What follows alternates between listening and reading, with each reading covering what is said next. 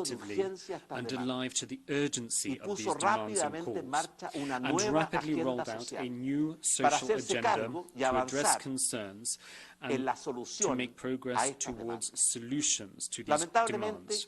y aprovechándose de estas Regrettably, manifestaciones, hiding behind grupos these minoritarios legitimate provocaron protests, en nuestro país minority una enorme groups unleashed in explosión our de country violencia, a con huge incendios, explosion of disturbios, violence. destrucción y We saw delincuencia, fires,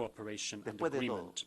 una casa When all dividida is said and done, no a puede house prevalecer. divided against Y itself también tenemos cannot que stand. actuar con un sentido de urgencia, We also have porque to no act, as I tenemos said, with a sense tiempo of que perder. urgency, because there Y is porque no estamos time to be absolutamente squandered. convencidos We are que no firmly habrá convinced justicia social that there can be sin no social crecimiento y justice desarrollo, absent ni growth and habrá development, crecimiento y nor can there desarrollo be sin any growth justicia and social. development absent social Chile es un justice. país orgulloso de su historia, Chile is a de sus country tradiciones, justly de su proud of its identidad, history, its y tradition, con and una its fuerte identity, vocación and with de a strong colaboración inclination e towards integración international internacional. cooperation and integration. Un país donde siempre nos A preguntamos country where we are cómo constantly podemos asking contribuir ourselves how we junto can a todo el contribute resto de las naciones del mundo para que esta tierra sea un hogar con mayor libertad, paz, prosperidad, justicia y con mayor protección y armonía con el medio ambiente. Por estas razones, Chile contribuye a la comunidad internacional de múltiples maneras. Por ejemplo, cuidando y protegiendo la Antártica, que es la mayor reserva de agua dulce del mundo y que cumple un rol insustituible, fundamental, para poder combatir el cambio climático y poder mitigar el calentamiento global y de esta forma reducir, atenuar el derretimiento de los hielos, especialmente en nuestra Antártica. Es además un verdadero laboratorio para la ciencia, en el cual participan muchos países en todos los continentes del mundo. Segundo, Chile está contribuyendo al desarrollo de la astronomía, la combinación única de cumbres de montañas altas, de baja humedad atmosférica, de cielos despejados, ha significado que casi el 70% de la capacidad de observación astronómica del mundo esté hoy emplazada en Chile. Tercero, creando áreas marinas protegidas, con orgullo y esfuerzo. Más del 42% del mar de Chile cuenta hoy día con protección ambiental y cerca de un 21% de nuestras áreas terrestres está protegida a través de parques, reservas o monumentos nacionales. Cuarto, desarrollando las energías del futuro. Chile fue pobre en los combustibles fósiles y contaminantes del pasado, pero somos inmensamente ricos en las energías limpias y renovables del futuro. La alta radiación solar de nuestros desiertos les otorga un gigantesco potencial de generación de energía solar.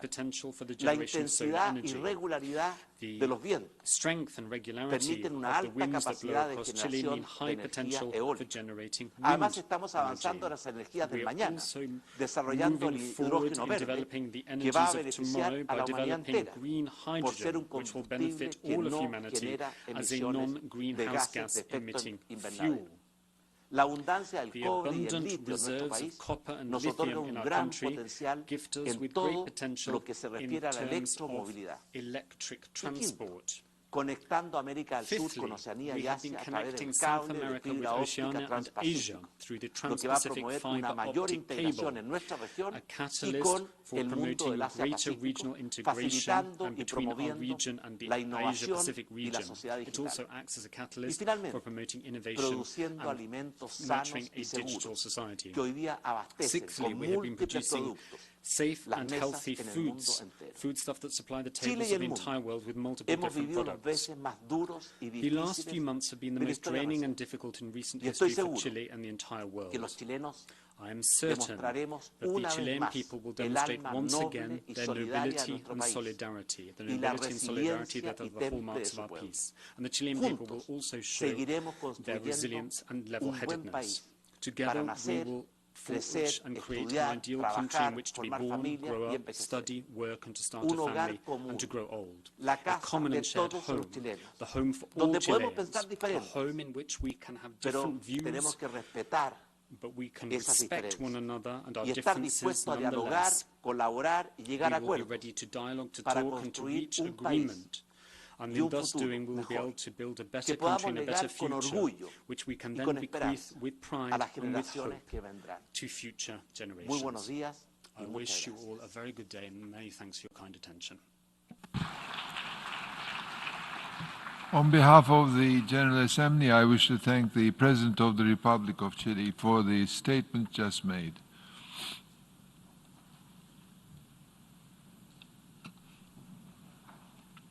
I now give the floor to the distinguished representative of South Africa to introduce an address by the head of state. Mr. President, Mr. Secretary General, Excellencies, it is my honor and privilege to introduce the General Assembly on the occasion of the virtual General Assembly debate, a pre-recorded message of His Excellency Mr. Matamela Cyril Ramaphosa, President of the Republic of South Africa, delivering the statement in his capacity as the chairperson of the African Union.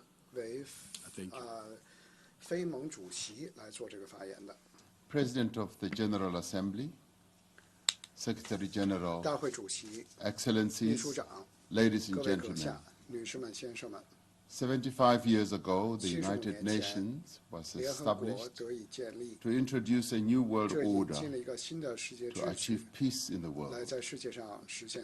It was the dawn of a new era of global cooperation, forged in the aftermath of one of the darkest periods in the history of humankind. In 1945, the world was in crisis. It was counting the devastation wrought by war, devastation and plunder. Today, we are in the throes of another crisis, the coronavirus pandemic. The pandemic has cost nearly 1 million lives. It has deepened human suffering and uprooted communities, destroyed livelihoods, and plunged economies into turmoil. But just as the founders of the United Nations once stood united for the greater good, so too do we stand united to confront this grave threat. In this crisis, people across the world have extended the hand of solidarity to other people in other nations.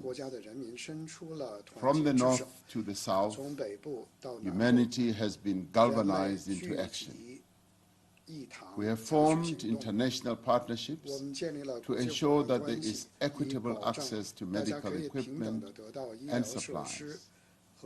Many nations have set up extensive social support systems to protect citizens whose jobs, businesses, and livelihoods have been threatened. Our response to the COVID pandemic has demonstrated the heights that can be attained when we work in the spirit of friendship and solidarity. If we are to build a common and inclusive future in the aftermath of COVID-19, it is this solidarity that must endure. In the words of Nelson Mandela, he said, "It is human solidarity, the concern for the other, that must be at the center of the values by which we all live." As the African continent, our response to coronavirus has been swift and effective. We have a continental strategy to fight the pandemic, being driven by the regional economic communities in our continent. The African Union has established a COVID-19 response fund and launched a groundbreaking African medical supplies platform to ensure that all nations have access to the necessary equipment and supplies. Nonetheless, the pandemic will inevitably set back our developmental aspirations. The resources we've had to redirect to fighting the pandemic have set back our efforts to provide housing, healthcare, water and sanitation, and education to our people. When the Secretary General, Antonio Guterres, delivered the 18th Nelson Mandela Annual Lecture in July 2020, he called on the nations of the world to forge a new social contract and a new global deal. He said we must create equal opportunities for all, that we must advance a more inclusive and balanced multilateral trading system, that debt architecture must be reformed, and that there should be greater access to affordable credit for developing countries. It is a call that we as South Africa wholly endorse. It is in the spirit of this new global deal that we call on the international community and our international partners to support the rollout of a comprehensive stimulus package for African countries. This will enable African countries to not only mitigate the health impacts of COVID-19, but to aid us in the immense task of rebuilding our shattered economies, to ensure that no country is left behind. We reiterate our position as the African Union that economic sanctions against Zimbabwe and Sudan should be lifted to allow their governments to respond adequately to the pandemic. We also call for the suspension of interest payments on Africa's external and public debt. As the African Union, we are encouraged by the collaboration of the G20, the IMF, the World Bank, and the UN towards finding solutions to debt sustainability in developing countries. This pandemic has highlighted the urgency with which we must strive to meet all the sustainable development goals. But more importantly, Goal 1, to end poverty in all its forms everywhere. For until we eradicate global poverty, we will always fall short of realizing the vision of the founders of the United Nations.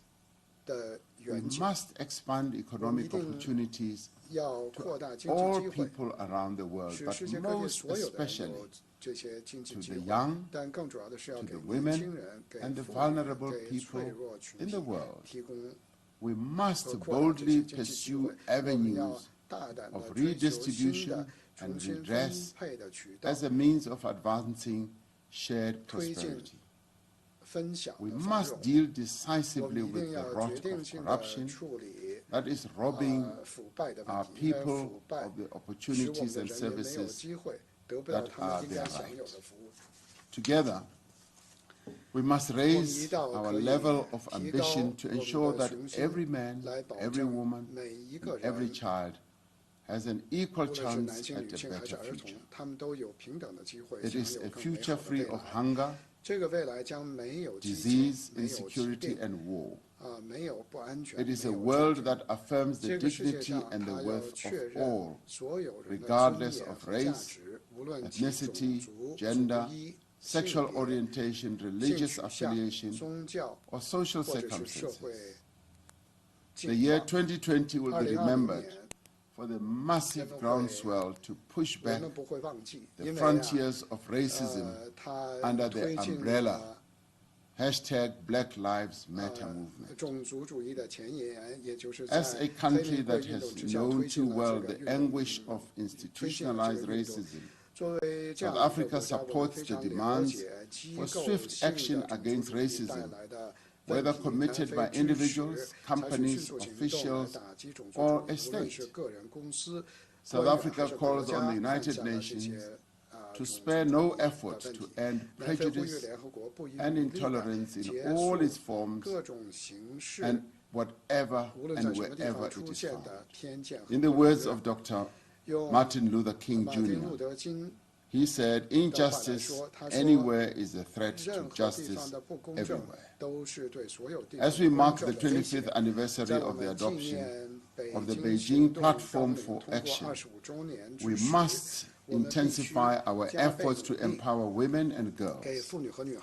It is the right of women and girls to be full and equal participants in the workplace, in political life and decision-making, in the economy, in obtaining an education, and in society as a whole. South Africa is proud to be a member of the UN's Generation Equality Campaign and has prioritized the eradication of gender-based violence and femicide. At a continental level, we are working to finalize and adopt an AU Convention on Violence Against Women during the course of this year.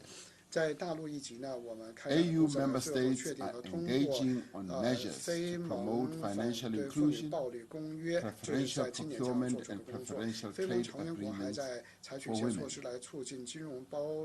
As African countries, we continue with our effort to silence the guns once and for all through conflict resolution, and peace building, cooperation between the UN Security Council and the AU Peace and Security Council has contributed to improved peace and security in the Darfur region of Sudan, South Sudan, Somalia, Mali, and the Central African Republic.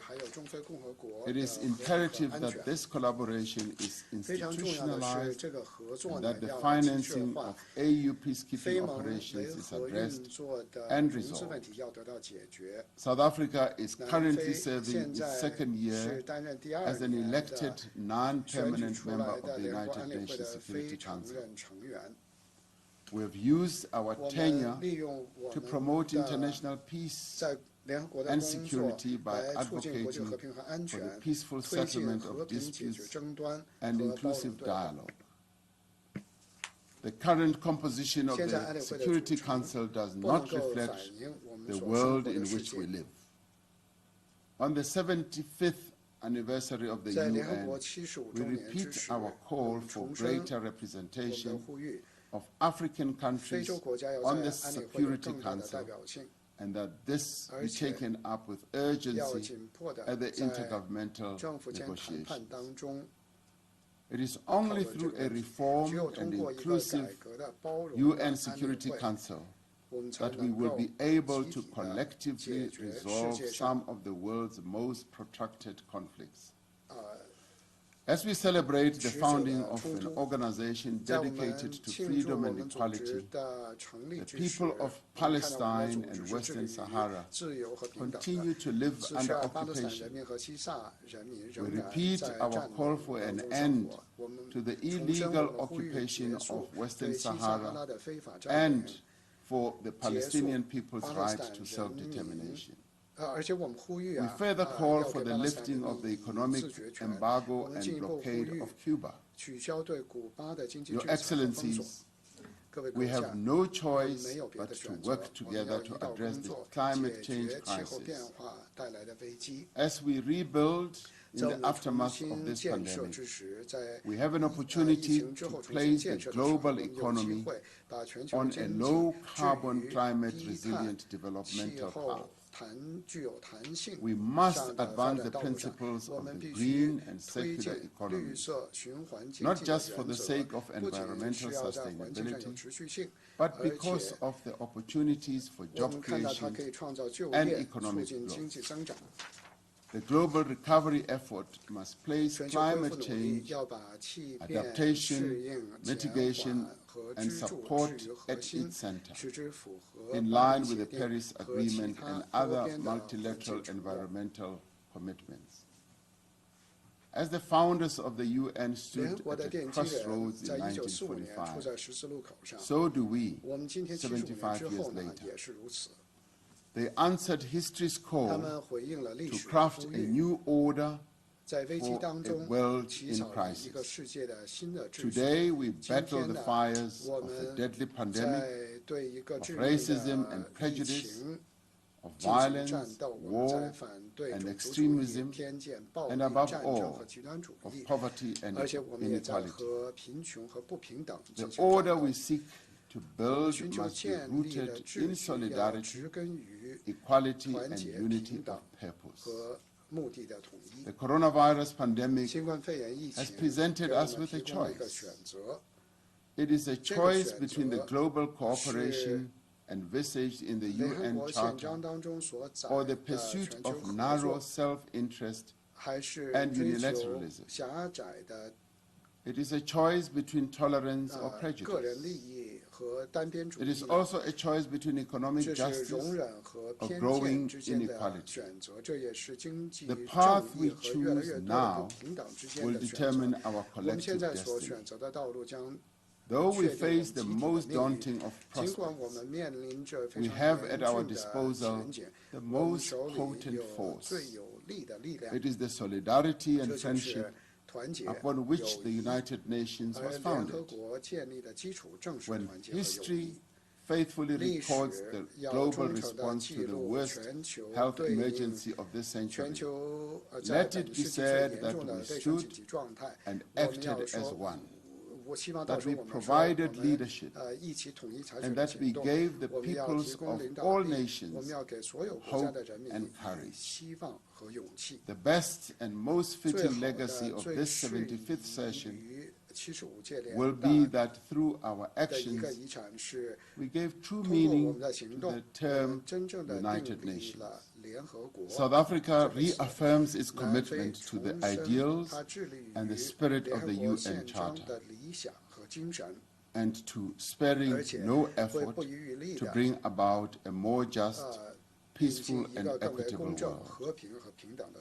May our cooperation deepen, and may our solidarity endure. Let us make sure that all our efforts leave no woman, no child, and no man behind, and that no nation is left behind. I thank you. On behalf of the General Assembly, I wish to thank the President of the Republic of South Africa for the statement just made.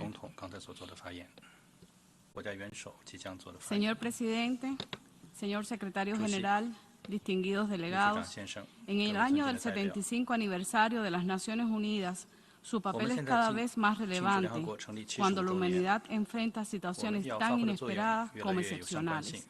Solo el multilateralismo, la solidaridad y la cooperación mancomunada nos permitirán sortear los graves desafíos globales del presente y el futuro. En ese espíritu, me honra presentarles el mensaje grabado del presidente de la República de Cuba, Miguel Díaz-Canel Bermúdez. Muchas gracias.